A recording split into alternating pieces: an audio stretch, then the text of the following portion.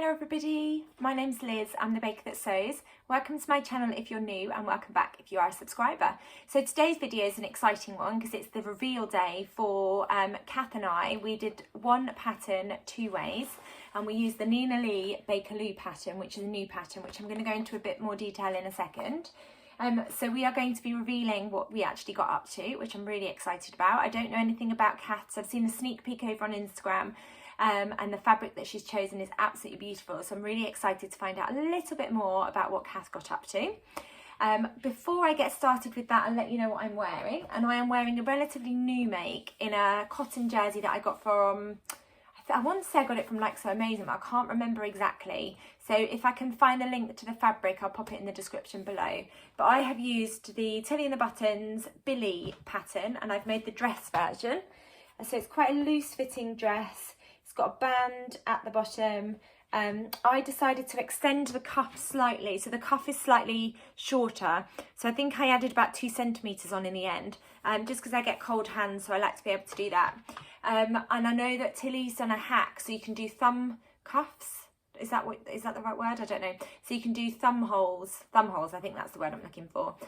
So I think I'm going to go and have a look at that tutorial and see if I can adapt more of my billies to have the little thumb hole so that I'm super warm and snuggly. So that is the only adaptation that I made to the pattern, but I just love this fabric. It's lovely and soft and drapey, which means that the shoulder detail isn't quite so poofy, but you still get that lovely balloon sleeve detail. And I'll pop a picture in of me wearing this as well so you can see what it looks like. So on to the main part of today's vlog. So it's going to be a reveal, and I'll pop in a video of Kath as well in a second, just explaining a little bit about her version, although not giving away too much, because after you've watched my vlog, do head over to Kath's vlog so you can find out a bit more about what version she got sewn up and how she found the pattern and any adjustments that she made to it. Hi Liz. Thank you so much for letting me join you on your channel as part of our collaboration using one pattern two ways with the Bakerloo dress and blouse pattern. I really enjoyed sewing my version of the pattern and I can't wait to see what you've been up to. I'm really looking forward to seeing which version you chose and what fabric you chose too. I'm sure your version will be absolutely stunning and I'm really looking forward to watching your vlog and hearing all the details. Once you've watched Liz's vlog, I would love it if you'd hop over to my channel and join me to hear all about what I've been up to. I made my version in this beautiful Liberty Tan lawn fabric and added a little contrasting ruffle detail too. I made a few adjustments to the pattern and I'm talking all about which version I made as well as those adjustments in my vlog, so I'd love it if you'd join me once you've watched Liz's vlog. Liz, thanks for collaborating with me again. I've really enjoyed it and found it really inspiring and I can't wait to do it again. In the meantime, I'll see you soon. Thanks again. Bye. So it's the Bakerloo blouse and dress, and it comes in 2 different size bands. So the first size band is size 6 to 20, and then the second size band is 16 to 28. I have got the size band 6 to 20, and I made an 8 for my version. I'll just go through the measurements for the different sizes for you. So for a size 6, it's a 32-inch bust, a 24-inch waist and a 33.5-inch hip, and then a size 20 is a 46-inch bust, 38-inch waist, and then a 47.5-inch hip. And then in the second size banding, which is a size 16 to 28, a 16 is a bust 42 inches, a waist 35 inches, and a hip 45 inches, and then a 28 is a 52-inch bust, 45-inch waist, and a 55-inch hip. So it's really great that Nina has extended the size range for her latest pattern. So it is a pattern that comes with 2 versions. You can sew up a blouse or you can sew up a dress. And the most amazing feature, I guess, of this pattern is this amazing collar detail with the frill. So I'll show you the booklet here. You can see in a bit more detail. So you've got the blouse version, which has got bust darts, and then it's got this gorgeous collar, and then the sleeves are sort of like a balloon sleeve, and then you gather them in. You've got an elastic channel which creates this amazing gathering on the end of the sleeve, and then that's the back part, and the back piece for the dress and the blouse is cut in two pieces, because you've got a keyhole opening with a rouleau loop and a button, and then the collar goes around the back as well as the front. So this is the dress version, and the dress version has got a shorter blouse top, and then it's got a gathered skirt, and then you can also add pockets. So on the back of the packaging it says, make a statement with Bakerloo's extra extravagant ruffled collar and voluminous sleeves, with both a blouse and dress option and suitable for a wide range of fabrics and potential customization. This is a pattern designed to be frilly fun. Closing with a button and keyhole at the centre back, the pattern skims the bust in a loose fit around the waist for ease and comfort. There's balloon sleeves with 2 different length options that gather into elasticated cuffs. So I missed saying that, but you can see on the dress version that the sleeves are slightly shorter if you wanted to go with a shorter sleeve, or you've got the regular length sleeve that finishes just on your wrist. So in terms of fabric recommendations, there's a huge range of fabrics that you could choose to make your Bakerloo blouse or dress in. Light to medium weight fabrics like a lawn, poplin, chambray, soft needle cord, taffeta, and any fabric with enough body to create the collar but not too much bulk to gather into the frill. It's got some really beautiful features, and then in terms of notions, you need some bias binding, which is 1 centimetre wide. You need some 1 centimetre wide elastic. And then you also need some lightweight interfacing for the collar, and you just interface 2 of the collar pieces, and then the other collar piece you attach to one of the interfaced pieces, and that just gives it a little bit of weight to it, so your collar's not too drapey. And then you also need a button for the back closure. Now Nina's recommended that you use a 1 centimetre wide button. I actually went with a wider button and it still works absolutely fine. What I also really love is you get the finished garment measurements, and then it also tells you how much fabric you do need. And it does take quite a lot of fabric if you're going to make the dress. So for the blouse version, you need just under 2 metres, or between 1.9 and 2 metres of fabric if it's 150 centimetre wide fabric.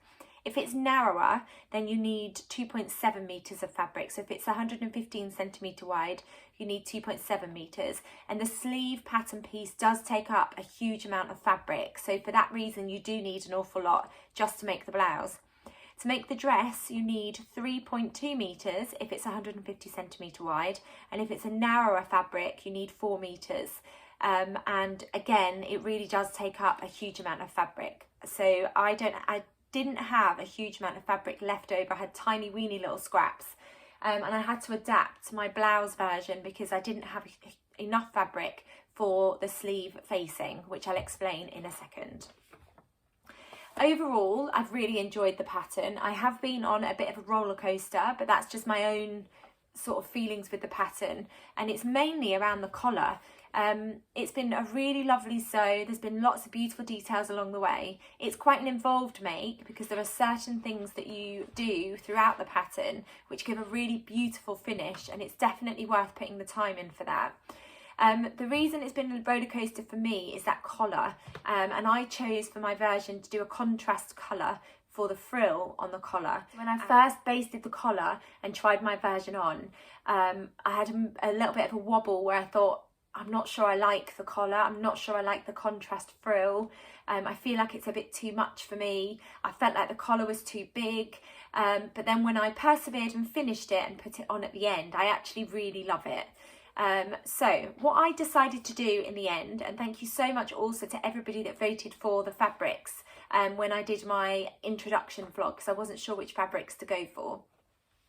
Because I'm doing a review within this collaboration with Cath, I feel like I need to explore all aspects of the pattern in order to give a really honest review. So what I ended up doing was making 2 versions, and I have made the blouse, but I've also made the dress. They're both floral.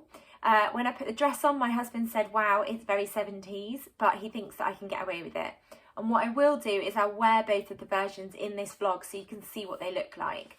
But what I'd like to do first is I'll show you, I think I'll start with the blouse and I'll show you some of the features, and I'll talk about what adaptations I made to the pattern. So the blouse I made using this beautiful brushed cotton that I got from Rainbow Fabrics, and that's just the sleeve with this beautiful cuff detail. I just absolutely love how it gathers like that on the end with the elastic. It's just absolutely beautiful. So what I decided to do was use a contrast fabric for the frill, and then this is the collar, and the collar goes all the way around the back, and then this is the button, so you can see it's bigger than a 1 centimetre wide button, but I think it works really nicely. And then yeah, the collar comes round to the back like that. It's absolutely beautiful. The blouse and the dress have both got bust darts just here, which were absolutely fine on me. And then the way that you finish the neckline is it's bias bound. So I used this made in 2021 bias binding that I got from the Specky seamstress. And I really love the contrast of the monochrome against that beautiful floral fabric. I think it's really beautiful. So in terms of construction, it's quite straightforward to begin with. You've got your front piece, which you put bust darts in. And then the back piece, what you do is you finish the edges and then you turn it over, so you've got a really beautiful finish on the inside. So you finish the edges and then you turn it over to almost hem the edges before you attach them. And then you attach them right sides together and then press that piece on the inside, so you end up with a really beautiful finish on the inside. And then you hem all the way up, because this eventually becomes your keyhole opening. And then you've got a rouleau loop, which you add, but your bias binding encloses the rouleau loop on the inside. And then you've got the button, and the button was the last detail that I added. It's hemmed at the bottom, and it's got quite a decent hem too. And you turn it over and then turn it over again. So I think I turned it over by 1 centimetre and then turned it over by 1.5 centimetres as well. So it is quite generous in terms of the length for the blouse. The sleeve detail is really beautiful. You have a facing on the inside, and I have gone with a contrast. So I used the same contrast fabric as I did for the frill, as I did for the facing that goes on the inside of the sleeve. And the main reason I did that was because I didn't have enough of this fabric, but I actually quite like the little pop of green that you get on the inside of the sleeve. And it's a really beautiful detail. Because this helps to create the elastic channel, but because it's gathered into a frill through the elastic, you do get a peep of what the inside looks like. So on my dress version, I used the same fabric and it looks really beautiful. With this one, I used a contrast fabric, but I still quite like that pop of jade green on the inside when it's worn. The main change that I made was I took out some of the volume from the sleeve. I think I pinched out about 1 inch for the sleeve, because the sleeve is quite voluminous. And when I was trying on the basted collar onto the blouse without the sleeves, I was a little bit worried about the sleeve being too poofy and then the big collar as well. And I was just worried about it drowning my frame, because I've got quite narrow shoulders and I've got quite a small torso. And I was just a little bit worried about the big collar and then the big poofy sleeves. And I'm really glad that I took out 1 inch of volume from the sleeve. So I just pinched it out of the middle, starting at the top of the sleeve piece all the way down. I took out 1 inch and it's made it less poofy, but I still get that lovely volume with the balloon sleeve. It's just not quite so balloony on me. And actually I'm really pleased with what I managed to do with the sleeve. I'm really glad that I decided to take out a little bit of the volume from the sleeve piece. So I'm going to pause the video and I'll pop this on so you can see what it looks like. But actually overall, I was a little bit worried about the contrast jade fabric with the floral fabric, but I actually think it works really nicely, and I'm really pleased that I went with a contrast frill. So I'll pause the video and I'll pop it on for you. Ta-da! So I've got it on. So yeah, I was a little bit worried about this collar really sticking out and then the sleeve just being a little bit too voluminous, but actually I've narrowed it on the upper arm, kept some of that volume in the bottom, and I'm really pleased with the way that it looks.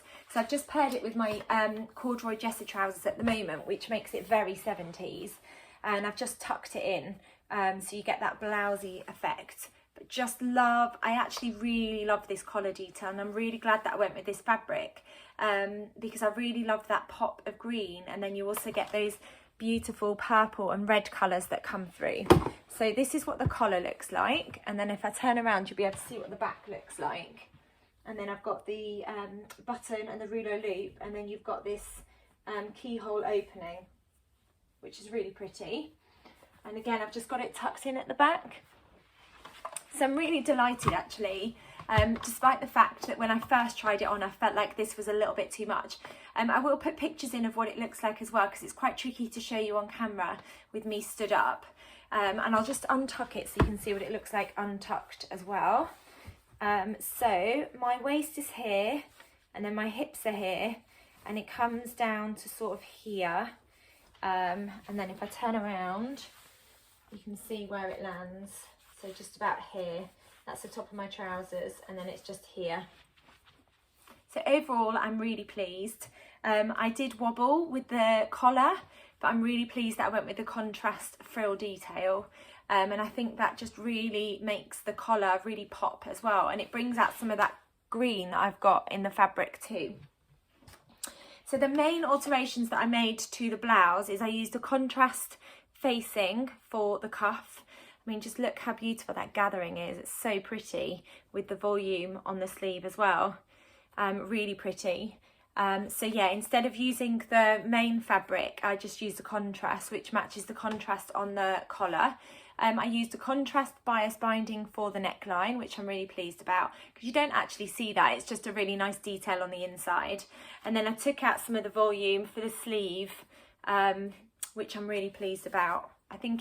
I just feel a bit more comfortable with less volume in the sleeve with this really big collar. And I think that's all the changes that I made to the blouse. And then I just used a larger button, but that's just because of the button that I had in my stash. I can definitely see a lot more blouses in my wardrobe, and I really enjoyed all of the processes throughout. There's some really beautiful ways to finish. The collar is a really lovely way to construct. I think the ruffle is a really cute detail too. I really enjoy finishing necklines with bias binding. It's quite a slow way to finish your neckline. And I find it quite a calm step within patterns. Finishing the cuff like this is a really beautiful finish too. And like I've already said, I really like that contrast colour that comes through. Love this sleeve detail. I think it's absolutely beautiful. And I can definitely see a lot more blouses to go with some of my trousers and my pinafores. I haven't actually tried it with a pinafore. I don't know if this collar detail is a bit too much for a pinafore, but I will have a bit of a fashion show, I think, and see what it looks like. So the second version that I made was the dress version. And this is a very 70s version with the big collar and the fabric that I chose to go for. And the main reason I went for the dress version was I had this fabric in my stash. I got it from Fabric Godmother Dream Wardrobe box, and I've already made a dress using fabric that's similar, that's got a larger scale floral detail. So I really didn't know what to do with this fabric. And I really wanted to try the dress version of the Bakerloo pattern. I had enough of this fabric to make the dress, so I thought I'll just go for it and see what it looks like. This one I was really hesitant about because it is quite a loud, bright fabric, and I love bright colours. With the collar detail, I was really worried about what the colours would look like so close to my face. When I put it on, my husband said it's very 70s, but he did say that I can get away with it, and actually the more I keep putting it on, the more I absolutely adore it, and I think it's absolutely beautiful. I think it'll be a great dress for the spring and summer. So in case you haven't guessed, I used this gorgeous cotton poplin from Fabric Godmother, and it's got all these amazing colours all over it. I just absolutely love it. And then I did decide, because I loved the contrast so much with this collar, that I decided to go with a contrast colour for the collar here, and I picked out some of the lilac flowers and used this beautiful fabric that I already had in my stash. I absolutely love it. It's got a beautiful big collar with the contrast, and then it's got the ruffle on the back as well. I feel like the ruffles are better on the back than they are on the front. Something went awry with some of my gathering here because it's not quite ruffly. I did the same adjustment to the sleeves. I pinched out 1 inch of volume from the sleeves, but with the cuff detail, I used the same fabric for the facing. And I really love that, that you get that continuation of the fabric on the inside. I did use a contrast bias binding again, because I didn't have enough of this fabric to make bias binding. I only just managed to squeeze the pattern out of the fabric, because it needs 4 meters really to make the dress, and I think I had about 3.5 meters. So I used another contrast bias binding from the Specky Seamstress, and then I used a vintage button on the back, this beautiful purple vintage button, which I think goes beautifully with the dress. The only other thing that I did with the dress is I didn't have enough fabric to make pockets, which I am a little bit sad about actually, and I probably could have used a different fabric to make the pockets, but I didn't want to, so I did omit the pockets. So it's got a shorter blouse section, because then you've got this gathered skirt, and I am going to stop the video and I'll go and pop this on so I can talk in a bit more detail about this version. So I'll be back in a second. Okay, I am back. So as you can see, it is very 70s, and I think that comes from the print of the fabric. Again, I was a little bit hesitant about using that contrast fabric for the frill, but actually I think it's really lovely, and it makes some of the colours that are in the main part of the fabric really pop. So you really get to see some of that lilac that's coming through. So this is the collar. I might unpick this and reinsert the frill, because I think that's going to annoy me a little bit, that it is not really gathered at all. The alternative, I mean, it's going to be quite a bit of a job, because I'll have to undo all the binding and then take the collar bit off. What I could do is switch the two collar pieces so that I've got the frill on the back actually on the front, because it's got a better frill on, rather than unpicking the whole thing. I'm happier with this side. And then this is what the back looks like, and then you've got that lovely button on the back too. So I feel like the frill is much better on the back than it is on the front, but you know, it is what it is. It's got less volume in the sleeve, but then you've still got this gorgeous balloon bit at the bottom, and then you've got the beautiful gathering here with the same fabric on the inside for the facing on both of them, and I just really love that detail. Bust darts, and then so the blouse finishes here. This is my waist, and then it's just got a gathered skirt just on the front, and then I should have put pockets in, but I don't have pockets, and then gathered around the back too. Now I haven't got any socks or shoes on, but I'm going to stand up so you can see where the dress finishes on my knees. So you can just see it's just ever so slightly above my knees, which is a really nice length actually for the dress all the way around. It's a really lovely dress, really lovely style. The skirt's not too poofy and gathered, because there's quite a lot of detail going on up here and with the sleeves. Again, I'll put a picture in so you can see what it looks like on me properly. But yeah, I think this is going to be a really lovely dress that I can wear in the springtime. And the fabric, I'm not sure if you can see, but it has got black background to it. Got a bit of random thread there. It's got black background to it, so I'm going to try it with a pair of black tights and black boots and see what that looks like too. Again, I was a little bit unsure about the collar, because it's quite a big collar for me, but I think it looks really nice. And it is a dress that I'm going to wear lots and lots. Out of the two versions that I made, my favourite is definitely the blouse, but I think that's because of the colours in the blouse. I'm definitely more of a green kind of girl than I am a pink and purple kind of girl. I have a lot more green in my wardrobe than I do purples and pinks, but that's just personal preference. I have got some plain fabric that I got in the Fabric Godmother Dream Wardrobe box, which I am going to use to make the dress version, and I've got some really cute ditzy blue floral fabric that I'm going to use as a contrast frill. And what I'm going to trial is making this frill slightly narrower, because it is quite a wide frill for me if I'm going to do a contrast. So I am going to try and do that, make the frill slightly narrower, and use a plain fabric and see how I feel about the dress with a plain fabric. But I'm really pleased with both versions. The collar was just the bit that made me feel a little bit hesitant through various points of making the dress and the blouse, of putting it on and going, I'm not sure it's me. But actually with the finished garments, I absolutely love them, and I'm really pleased with both finished versions. It was a really enjoyable sew. Like I said, there are lots of lovely details to make sure that your garment is finished really beautifully, which does make it a bit more of an intensive sew, because there are certain aspects that you just need to really slow down on to make sure that it's really beautifully finished, like adding the bias binding to the neckband, attaching the facing, and I would say try it on throughout the process, which is something that I enjoyed doing. But I also felt very different about the makes throughout the different processes of trying it on and it not being finished. It's only when I'd actually completely finished making both of them and tried them on that I actually fell in love with this collar detail and also the fabric choices that I made.